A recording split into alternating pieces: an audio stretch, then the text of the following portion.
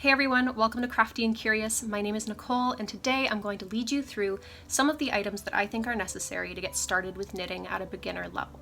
Later on in the video, I'll also go through some items that I think you should take a look at if you're interested in taking your knitting from a beginner to a more intermediate or advanced place. Now, of course, this is not an exhaustive list, and I might not mention some of your favorite knitting items here in this video. If that's the case, feel free to leave those items down in the comments below because I would love to learn all about them. With that being said, let's get into the absolute bare bones of what I believe you need to get started with knitting. All right, welcome to the workspace. So basically, these are the items that I believe you need to get started with when you want to have the absolute bare minimum investment in starting your knitting journey. So the first thing we're going to talk about is, of course, the yarn. So this is Bernat Premium. This is a really easy to find yarn. You can get it at Michael's, you can get it at Walmart. It's a lot cheaper at Walmart. And it is just what I would call a very basic staple type of yarn. So you can see that this is a size 4 medium yarn. You can see here on the label, it says 4. And that's what I'd recommend you start with if you're just getting started with knitting, because size 4 is usually really easy to find depending on where you live. And it's very easy to find all of the sort of items that go along with knitting with a size 4 yarn. That being said, something that you really need to take a look at when you're looking at your yarn is these numbers here. So you've got your recommended needle sizes and gauge for knitting with those little crossed knitting needles there. Let's see if we can get a better shot. And then you've got your crochet hook recommended size as well. Obviously, we're not going to think about that one right now. We're talking about knitting. So if you want to know what kind of knitting needles you need to get started with knitting, take a look at whatever yarn you chose and just look at the numbers that they give there. So in this case, they recommend you use a 5mm or US size 8 needle with this yarn. I also recommend that when choosing a yarn, you don't go for something that's extremely fluffy or has some kind of crazy embellishment to it. I think when you're starting out, the simpler the better, because it'll be a lot easier for you to get to know what your stitches look like and count them and just really keep track of what's going on with your knitting. Some people do like to start with a more bulky yarn. They think that it's a lot easier to work with your hands when you're using a thicker yarn, and that may very well be the case for you. I just think that a 4 is a really good place to start, but if you want to start at a 5 or a 6 even, feel free to do that. That's totally up to you. Just make sure that you do follow those recommended needle sizes for whatever yarn you do choose. So moving on to the needles that you're going to need, I always recommend that absolute beginners start with what we call straight needles. So these come in all shapes and sizes. Well, maybe not all shapes, they're all long and straight, but they do come in all sorts of different sizes. You can get them shorter and you can get them a little bit longer like this one. You can see that you've got the size on the end here. This is a 5mm, which equates to a US size 8, which is exactly what our yarn recommends we use. These types of needles, they do come in all sorts of materials as well. You can get them in metal like these ones, you can get them in plastic, or you can get them in wood. I personally love working with metal needles, but metal needles do tend to be a little bit more slippery. So if you're somebody who has tried knitting before, or you're trying to knit on metal or even plastic needles and you're finding that your stitches are too loose and they're falling off and you're missing them, definitely give wood a try. A lot of people really love working with bamboo needles. I know my best friend, she loves bamboo needles. That's what she started on and that's what she wants to stick with.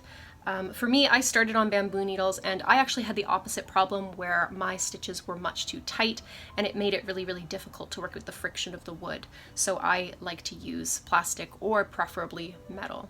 But to each their own. If you're an absolute beginner, I do recommend you start with bamboo, see what you feel about the bamboo texture and feel and friction, and move on from there if you see it necessary. Other than that, what we've got in the middle here is really all we're going to need to get started with some simple knitting.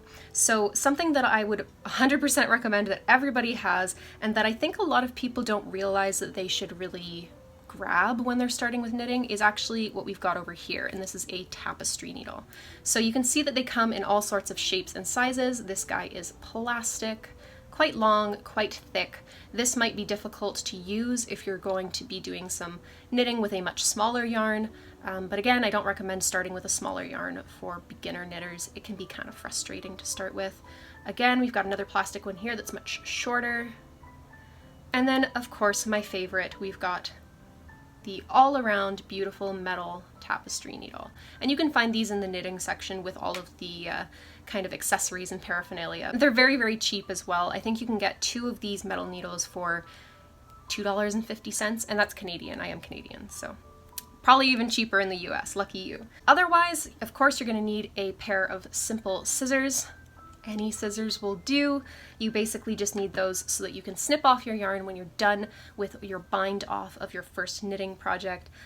You definitely want to have a nice clean cut on that yarn so that it doesn't fray, and so that you can then use your tapestry needles to weave in the ends of your knitting project. So when you do a knitting project, typically you have sort of a little bit of yarn at the beginning and at the end of the project that is just kind of like the remnants of you starting or ending your knitting project, and that's what you'd use your tapestry needles for. So in order to get those little tails that you need to weave in, you definitely need a pair of scissors. The last item that I'm going to recommend that beginner knitters have is, of course, a tape measure or a ruler or something of that sort, just because if you're following a pattern, or even if you're following the gauge, which is kind of in that white and black area around the box here with the recommended needle size, if you're following a gauge for a pattern or for just your yarn, you're going to want to be able to make sure that you are in fact getting that gauge. So if you're unfamiliar with what gauge really means, it basically is, you know, if you're using this yarn with the recommended needles, then you should be able to do, in this case, 18 stitches across by 24 rows to get 4 inches of knitting. So you'd get a 4-inch square by doing 18 stitches across and 24 rows down. And I really like these tape measures because, number one, they're nice and big. You have lots of versatility with them for whatever project you're working on. And then, you know, they move. So if you're working on something that has a little bit of a bend in it, maybe when you're a little bit more into an advanced knitting stage, then your tape measure can follow that bend. And that's basically it. Those are the absolute basics that I think you should have if you're going to pick up knitting for the very first time. This is also a great selection of items to have if you're going to be giving knitting as a gift to somebody. If you know someone's wanted to try for a while and you're not sure where to start with getting them the supplies to get started, this is everything that they're going to need to do the absolute basics. Now, that being said, we're going to go ahead and take a little bit of a break, and when we come back, we're going to talk about all of the different accessories and things that you might want to look into if you're a beginner knitter who is now interested in taking that next step towards the advanced stage knitting. All right, so let's get started with talking about some of the other types of needles other than straight needles that you might come across as you try and expand your knitting repertoire. So here we've got 3 different options, all of which I use frequently. The first is what we call a circular needle. So you can see that we've got our 2 little bits of needle here on the ends, and then we've got this flexible string in the middle.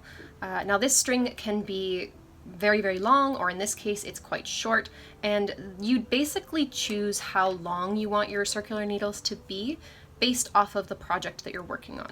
So typically circular needles are used for 2 things. They're either for knitting in the round, so that's where you would join 2 ends of knitting and you'd knit like a tube or something circular in nature, or circular needles such as these could be used with a very long string and just kind of use them like you would use straight needles.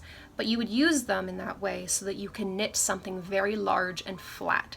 So something like a shawl or a blanket would be perfect with a long pair of circular needles. Circular needles come in all shapes and sizes, and again, you can get the needles that have strings that are quite, or cords, a lot of people call them, that are quite short like this, or you can get them, I have one even up to 5 feet, which is kind of an awkward size to find, but it's very useful if you're doing blankets and things. Now, the other option with circular needles, and you can see that I've got some of my needles missing here because I'm working on some different projects with them, but you can get interchangeable needles, and I really like this group by Knit Picks. This is a really, really good, not too expensive version of some interchangeable needles, so I do highly recommend these.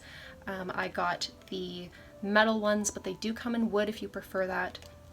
And basically these are exactly what they sound like. You have different needle sizes here ranging from US 4 to US 11, and you have cords which you basically just thread into these needles, and you can interchange the cords and the needles as many times as you like for whatever project you're doing. So you could have any size of needle with a short cord if you're doing something like a hat in the round, or if you want to do a blanket, you could have that big 5-foot cord with, again, any one of these needles. And that just gives you a ton of versatility, and I highly recommend graduating to one of these. If you have a few different sizes of cable needles, but you never feel like you have the size that you need, definitely recommend investing in one of these with a few different cable sizes. Now the other type of needle that I'm going to talk about today is the double pointed needles. So these are the only needles that I actually use in wood, and I actually prefer in wood because when you're knitting with double pointed needles, it can be very, very easy to lose your stitches. So having that little bit of grip from the wood is really, really helpful. So you can see here that I've got a set of 5 double pointed needles. I got these off of Amazon, and I got probably 20 sets of these for like $20. It was incredible. Highly recommend. I'll try and put a link in the description if I remember to in post. But these are awesome. As you can see, they're called double pointed needles because you've got a point on either end, and typically they're in and around the 6 to 8 inches in length mark. So double pointed needles are typically used for knitting in the round when a project is too small to be worked on circular needles. So you can imagine that with circular needles, you can only go so small before you have no more kind of give to the cord here, right? And that's where if you wanted to make something that was very small like this, then you would probably want to start working it on double pointeds. So a lot of people will work the tops of hats with double pointeds because you want to get down to that peak at the top of the hat and it's quite small. You might start on circulars and then move to double pointeds. Also, a lot of people do socks with double pointed needles because a sock is just a small tube. Mittens are often done on double pointed needles if you don't want a seam. So there's all sorts of things you can do with them. They are not very expensive. Head over to Amazon or head over to your local craft store, and you can pick up a couple of sets or you can pick up a whole range of sets. Totally up to you, but it's always good to have a couple of these in your repertoire in case you want to tackle something like a sock or the top of a hat. All right, so here are a bunch of other accessory items and things that you might come across in the knitting section of your local craft store, and you might be wondering which of these do I need to do what I want and which of these do I just not care about. Well, we're going to go through all of them, and hopefully this will help you to kind of clarify what you need to get started in creating the knitted items that you really want to create. So first thing we'll start with, we've got these guys over here. These are what we call stitch counters, or row counters even. And basically you do with them exactly what you think you would do with them. If you're working on a really big project and you know that it's very important to know what row you're on or what stitch you're on, and you have a really bad memory like me, and you often forget where you're at, these are invaluable because you can just keep track by twisting the dial. And I know a lot of people will just keep a piece of scrap paper or something next to their desk, and sometimes I do that too and just tally up where you're at, but these are nice because they don't create any waste. You can use them over and over again, and they're quite versatile. You can find them in all sorts of different ranges at your local craft store, and of course they're not very expensive at all, so you can find them and use them if you feel that that's what you need. Something else to talk about are what we would call kind of needle point ends. So these are exactly, again, what they sound like. You basically just put these on the ends of your needles to protect the ends of your needles, or rather to protect yourself from the ends of your needles. If you're like me, you like to leave your knitting projects all over the place, and oftentimes that means you sit on them when you sit on the couch, or you trip into them because you're very klutzy like I am. And it is not very pleasant to suddenly trip into your knitting needles and get punctured. I speak from experience, it's not fun. So if you're clumsy like me and you're somebody who leaves their knitting lying around like me, then you might find it worthwhile to invest in some little needle caps like these. And these do come in all sorts of different sizes for thicker needles and thinner needles. So just make sure you're getting the right size for the needles that you want to protect yourself from. So a couple of other things you might want to pick up. Maybe you would want to grab a needle sizer. Maybe you've got 20,000 pairs of old knitting needles that your great aunt's brother's grandmother had in 1849, and you don't know for the life of you what size your needles are because they either weren't labeled or the label has since run off or rubbed off with use. And so one of these is super useful. You do exactly what you think you do. You put your needle through whichever hole it fits most closely in, and that's how you figure out what size needle you're working with. So this one, for example, has American sizes, Canadian sizes, and then on the back, it's also got the metric sizes. So something like this is highly recommended if you're using needles from all different parts of the world that might use different sizing techniques. Again, you can get these in metal, you can get them in plastic. Some of them do only have like your metric and your US, for example, whereas some might have Canada or UK. Just make sure that you're getting a needle sizer that works for whatever needles you're using. Something else to talk about, if you're interested in doing something like this, so this would be considered cable knitting, where you've got those raised cables creating a pattern. You're going to need what they call a cable needle. So these are all cable needles over here, and as you can see, you can get them in all sorts of different materials. I've seen them in metal, I've seen them in plastic, I've seen them in wood, and you can get them straight or you can get them with a little bit of a bend in them. I prefer to use the metal ones with bends in them, but I couldn't find my metal ones with bends in them for the sake of this video because I use them too much and they're probably sitting under the cushions of my couch right now. I prefer the metal ones with a bend, and that's just because the bend makes it a lot easier to keep the stitches that you're cabling with on your needle. So when you're cabling, what you basically do is during your knitting, you might put a couple of stitches onto this cable needle and hold it at the front or at the back of your work, and then you continue on knitting until those stitches are needed again.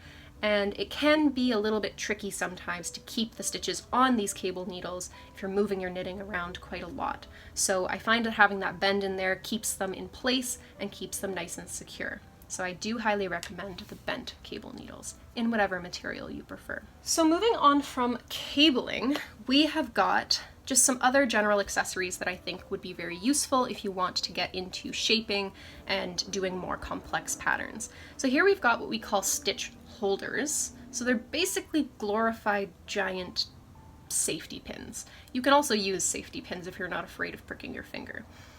And basically they unhook just like a safety pin would, and this is where you would put stitches that you want to kind of put on hold. So stitch holders, they also hold your stitches, obviously. It's very intuitive knitting.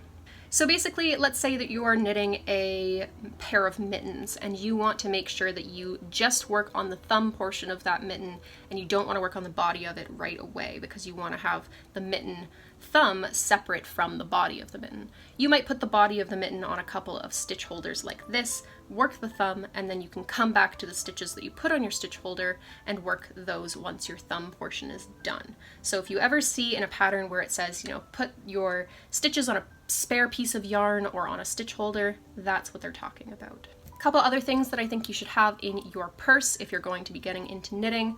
Number one is a crochet hook, which a lot of people don't really think about. They think crochet is for crochet and knitting is for knitting, but a crochet hook can be invaluable during knitting as well. Oftentimes we have instances where we drop a stitch and it's very hard to retrieve them. A crochet hook can make that a lot easier. Obviously, the crochet hook that you keep in your stash will depend on the kind of yarn that you like to work with. A thicker hook for a thicker yarn is the general consensus. Last thing I want to talk about is stitch markers. All right, so stitch markers. You can see that we've got a few different kinds here on the table.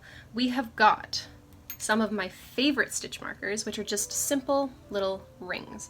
You can get decorative stitch markers that are very beautiful, but in my opinion, harder to work with, or you can get stuff like this that is super simple.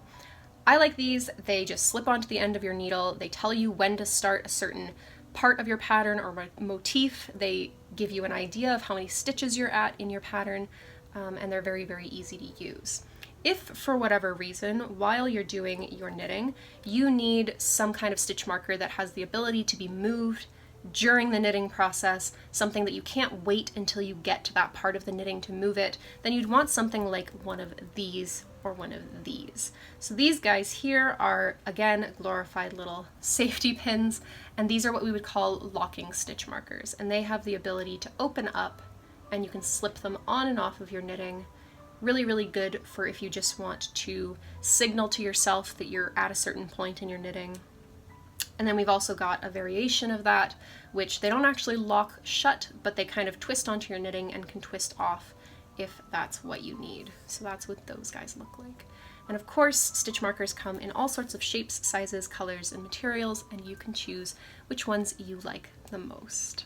Of course, there are all sorts of other items that I failed to mention in this video. There are resources like books and websites that you can use. There are pom-pom makers, fringe makers, knitting bags, and organizational tools. There's all sorts of stuff out there for knitters.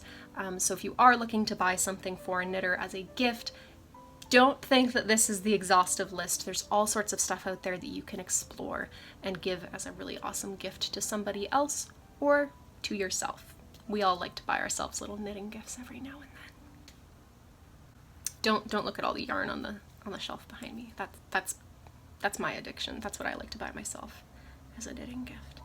Anyways, so if there are any items here that you think that I've missed, or any items that you'd like to hear more about that I did talk about in this video, do leave that in the comments below. I would love to hear from you, and I would love to get some ideas of what other kind of knitting or crafting content you'd like to see on this channel. If you're interested in following me on my personal knitting and crafting journey, you can follow me on Instagram at Crafty and Curious, or you can follow me at Wisp Knits on Etsy and on Instagram. That's the name of the little knitting shop that I run with my friend. So that being said, if you liked this video, do not hesitate to like and subscribe for future videos, and please, again, leave a comment below if you so desire. I would love to hear from you.